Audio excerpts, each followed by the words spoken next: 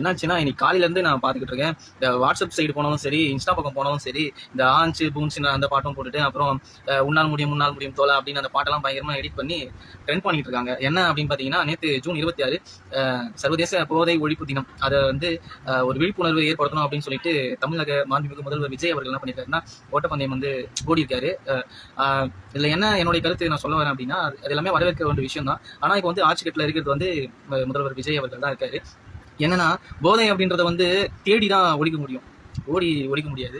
ஏன்னா இப்போ இருக்கிற இந்த சின்ன பசங்க ஸ்கூல் பக்கத்துலையும் சரி, காலேஜ் படிக்கிற இடத்துல காலேஜ் பக்கத்தில் இருக்கிற இந்த கடைகளிலும் சரி, ரொம்ப இலகுவாகவே ரொம்ப ஈஸியாகவே வந்து இந்த கூலிப்பு, இந்த ஆன்ஸ், அது போன்ற இந்த போதைப் பொருட்கள்லாம் வந்து ரொம்ப சாதாரணமாகவே அந்த சின்ன பசங்க எல்லாம் கிடைக்குது. ஸோ அதெல்லாம் வந்து இப்போ நம்ம விஜய் அவர்கள் வந்து ஓடிட்டாரு, இத்தனை கிலோமீட்டர் ஓடிட்டாரு. அது கூட எப்படி ட்ரெண்ட் பண்ணுறாங்கன்னா, இந்தியாவிலே உலகத்திலே இத்தனை கிலோமீட்டர் ஓடின முதல்வர் அப்படி அது இல்லை.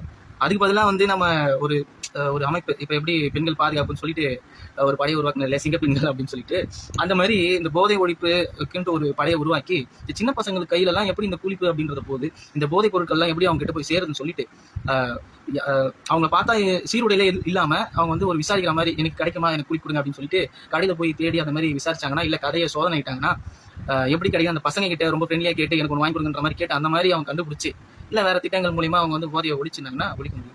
ஓடுறதுனால எல்லாம் வந்து போதையை வந்து ஒழிக்க முடியாது. போதை அப்படின்றத வந்து தேடி தான் ஒழிக்க முடியும், ஓடி ஒழிக்க முடியாது.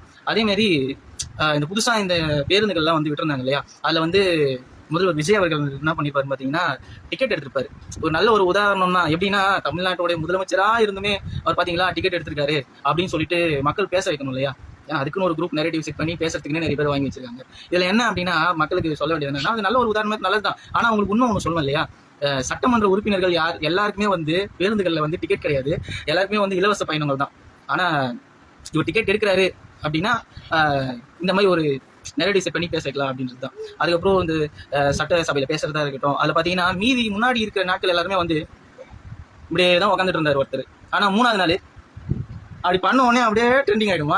அது எப்படி, இன்னைக்கு கேட்ட கேள்விக்கு நான் நாளைக்கு பதில் சொல்கிறேன்.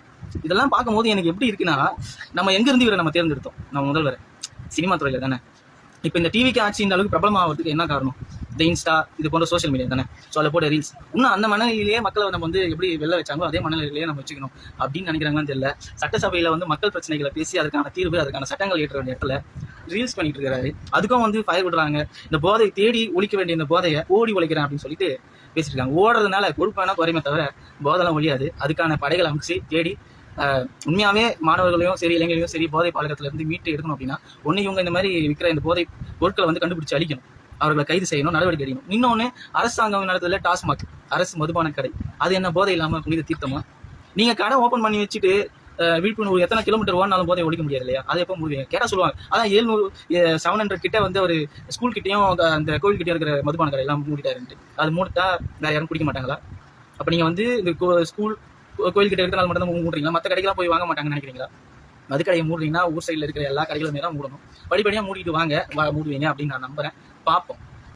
அப்புறம் இதே மாதிரி இந்த இன்ஸ்டா இந்த மாதிரி சோஷியல் மீடியாஸ் எல்லாம் சில குரூப்ஸை வச்சு நெரேட்டிவ் செட் பண்ணி ட்ரெண்ட் செட் பண்ணுறாங்க இல்லையா, முதல்வர் எது போயிட்டு சாப்பாடு சாப்பிட்டாரு அப்படின்ற மாதிரி. ஆனால் அது வந்து ஒரு ஏஐ ஃபோட்டோ தான், அதுவே உண்மைன்னு சொல்லி நம்பிக்கிட்டு இருக்காங்க. அதே மாதிரி இப்போ சில நாட்களுக்கு முன்னாடி பார்த்தீங்கன்னா, இந்த ஒரு தொழில் நிறுவனத்தில் வந்து இறால் அந்த பண்ணையில் வந்து இந்த விஷவாயு வந்து லீக் ஆகி அதில் நிறைய பேர் இறந்து போனாங்க இல்லையா. அந்த விஷயத்தினால முதல்வர் விஜய் வந்து அவருடைய பிறந்த நாளையே கொண்டாடலை. அவர் வந்து ஒரு 3 அடியில் வந்து தலைமைச் செயலகத்துக்கு கேக் கொண்டு வந்திருந்தாங்க. அதனால வந்து நான் கொண்டாடல அப்படின்னு சொல்லிட்டு அதை ஒரு நெரேட்டிவ் செட் பண்ணி ட்ரெண்ட் பண்ணிட்டு இருக்காங்க. ஆனால் காலையிலாம் விஜய் அவர்கள் இந்த ரீல் பண்ணும்போது அதை ட்ரெண்ட் பண்ணவங்க எல்லாருமே சாயங்காலம் பார்த்தா யாருமே அழகணும்.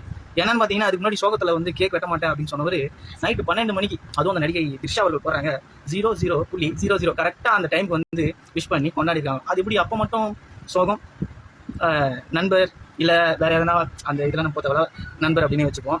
அவங்க வரும்போது மட்டும் எப்படி அந்த துக்கம் அதெல்லாம் போயிடுச்சு. தலைமைச் செயலகத்தில் மற்றவங்க எடுத்து வந்து கொடுக்கும்போது துக்கமாக இருந்தார், அதனால வந்து கேக் கட் பண்ணல. அப்புறம் எப்படி இத்தனை 1க்கு 4-5 கேக் இருக்குது அந்த போட்டோவில் பார்த்தா? இதெல்லாம் என்னன்னு சொல்றீங்க? எதனா ஒன்று பரப்பிட்டு நீங்கள் பண்ணுறது வேறையும் ஆனால் நடந்துக்கிறதும் வேறையும் இருக்குது. இதை வந்து மக்களும் நம்பிக்கிட்டு இருக்காங்க. நம்பட்டும். என்ன சொல்வீங்க, இப்போ தானே வந்தார், புதுசாக தானே வந்தார் அப்படின்வீங்க. டைம் கொடுங்கன்னுவீங்க, 6 மாதம் டைம் கொடுங்க அப்புறம் பாருங்க அப்படின்வீங்க. அப்புறம் வேற என்ன சொல்வீங்க, போன ஆட்சியில் நடக்காததா இந்த ஆட்சியில் நடந்துச்சு அப்படின்வீங்க. அப்புறம் என்ன மாற்று மண்ணாங்கட்டிங்களா?